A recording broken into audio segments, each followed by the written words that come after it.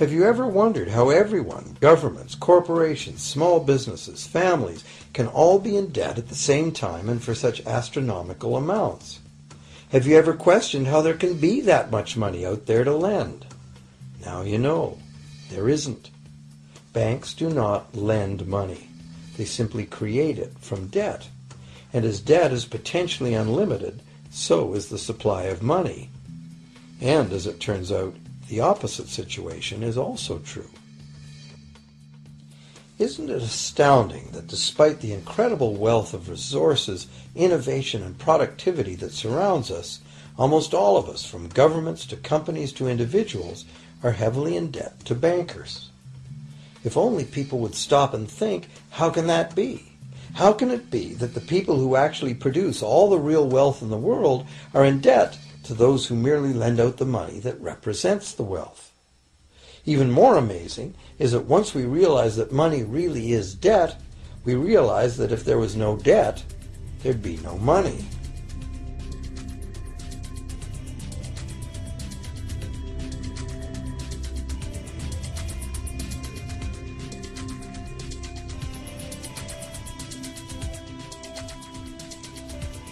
If this is news to you, you are not alone.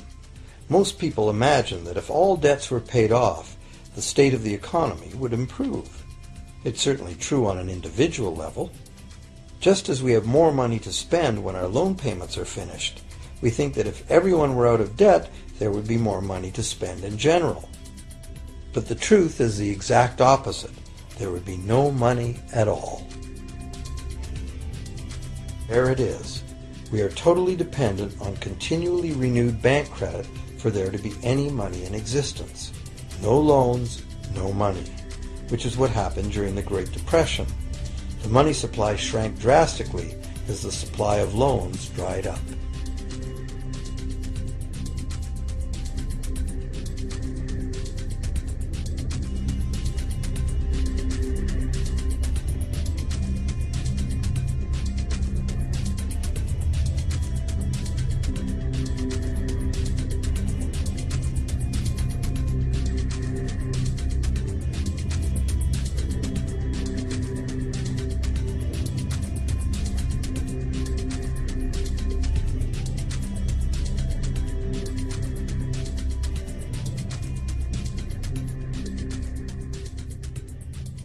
And that's not all.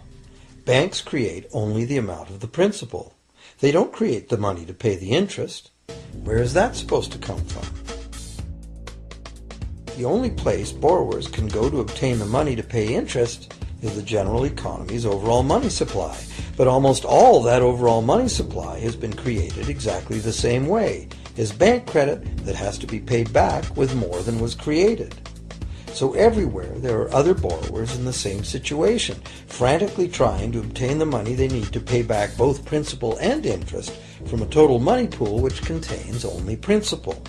It is clearly impossible for everyone to pay back the principal plus interest because the interest money doesn't exist. This can even be expressed by a simple mathematical formula.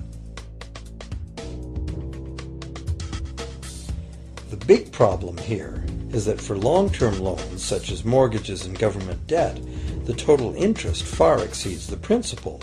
So unless a lot of extra money is created to pay the interest, it means a very high proportion of foreclosures and a non-functioning economy. To maintain a functional society, the rate of foreclosure needs to be low.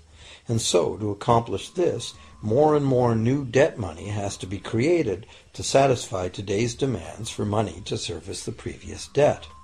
But of course, this just makes the total debt bigger, and that means more interest must ultimately be paid, resulting in an ever-escalating and inescapable spiral of mounting indebtedness.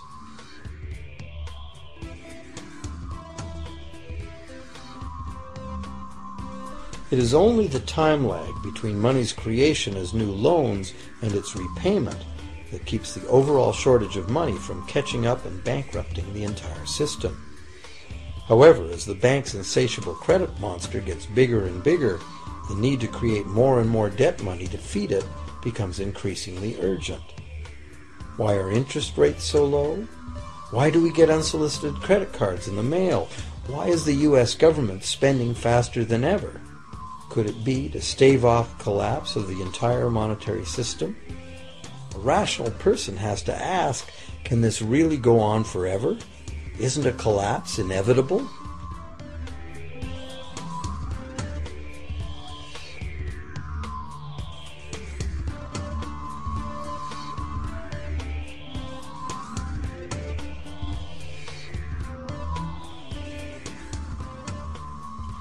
Money facilitates production and trade.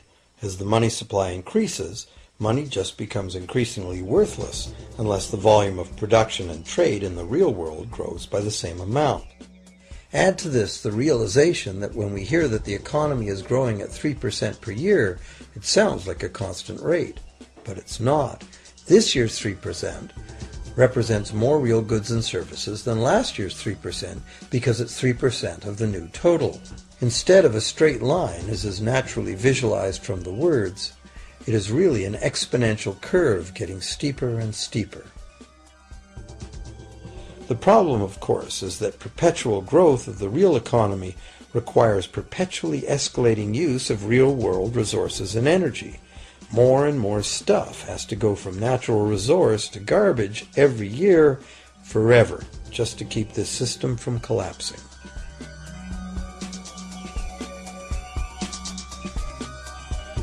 What can we do about this downright scary situation? For one thing, we need a very different concept of money. It's time more people asked themselves and their governments 4 simple questions. Around the world, governments borrow money at interest from private banks. Government debt is a major component of total debt, and servicing that debt takes a big chunk of our taxes. Now we know that banks simply create the money they lend, and that governments have given them permission to do this. So the first question is, why do governments choose to borrow money from private banks at interest when government could create all the interest-free money it needs itself? And the second big question is, why create money as debt at all? Why not create money that circulates permanently and doesn't have to be perpetually reborrowed at interest in order to exist? The third question, how can a money system that can only function with perpetually accelerating growth be used to build a sustainable economy? Isn't it logical that perpetually accelerating growth and sustainability are incompatible? And finally, what is it about our current system that makes it totally dependent on perpetual growth? What needs to be changed to allow the creation of a sustainable economy?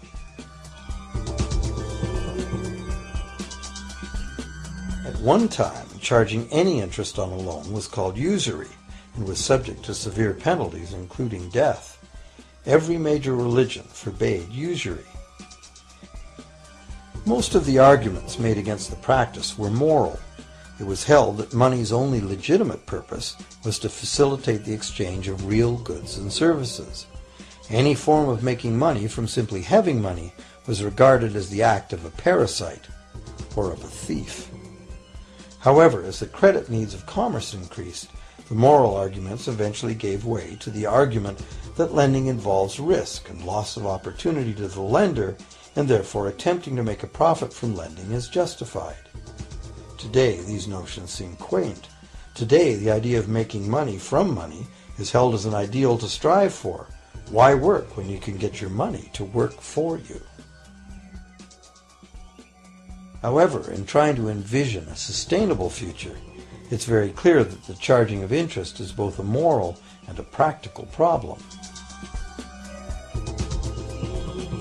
Imagine a society and economy that can endure for centuries because, instead of plundering its capital stores of energy, it restricts itself to present-day income. No more wood is harvested than grows in the same period. All energy is renewable, solar, gravitational, geothermal, magnetic, and whatever else we discover. This society lives within the limits of its non-renewable resources by reusing and recycling everything, and the population just replaces itself. Such a society could never function using a money system utterly dependent on perpetually accelerating growth. A stable economy would need a money supply at least capable of remaining stable without collapsing. Let's say the total volume of this stable money supply is represented by this big circle. Let's also imagine that moneylenders must actually have existing money to lend. If some people within this money supply begin systematically lending money at interest, their share of the money supply will grow. If they continually reloan at interest all the money that gets paid back, what's the inevitable result? Whether it's gold, fiat, or debt money doesn't matter. The money lenders will end up with all the money. And after the foreclosures and bankruptcies are all filed, they'll get all the real property too.